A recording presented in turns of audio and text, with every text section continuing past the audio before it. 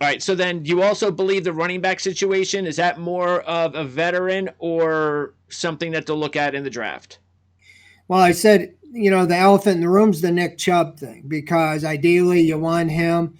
I think they're comfortable with Jerome Ford showing, he rushed Yeah. for 800 yards and he caught 44 passes. So he's a dual threat. But I think you want more than that. They do like Pierre Strong. They traded for him right at the final roster cut down with the Patriots. And he was their third leading rusher. I think he had 261 yards. He's still under control, under contract. So right now you would have Ford and Strong. Hunt, they didn't re-sign him last year when he was a free agent. Like I said, nobody signed him. He's sitting at home. He lives here in Cleveland. He's from here. He's a feel-good story. Nick Chubb gets hurt. It's like his best friend. They call him. He comes in and plays on Sunday after not going through training camp or anything with anybody. And he was just a really workhorse, but a short yardage runner. I mean, he had 11 touchdowns for him, 9 rushing, but most of them were his longest run of the year was 16 yards.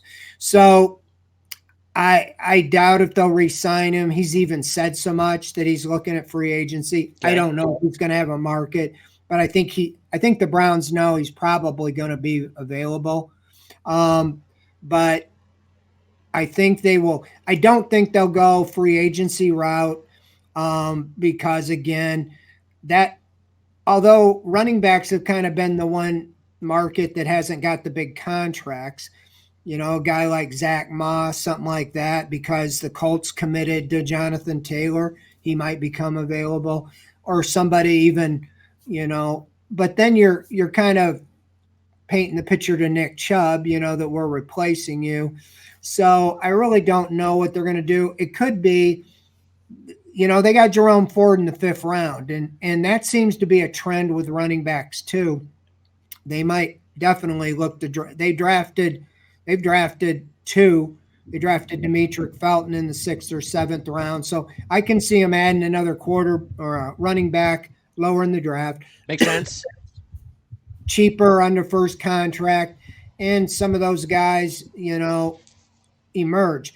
To be honest, if Nick Chubb wouldn't have been drafted by John Dorsey and been here with the Browns, I doubt if this regime would have drafted him in the 2nd round. Okay. They seem to be more of the analytics committee, of get 2 or 3 guys in the 4th, 5th, 6th round and, kind of shuffle the deck as you see going on in the NFL. But I mean, Nick Chubb has emerged in such a great back. I mean, he's such a good story and such a good teammate.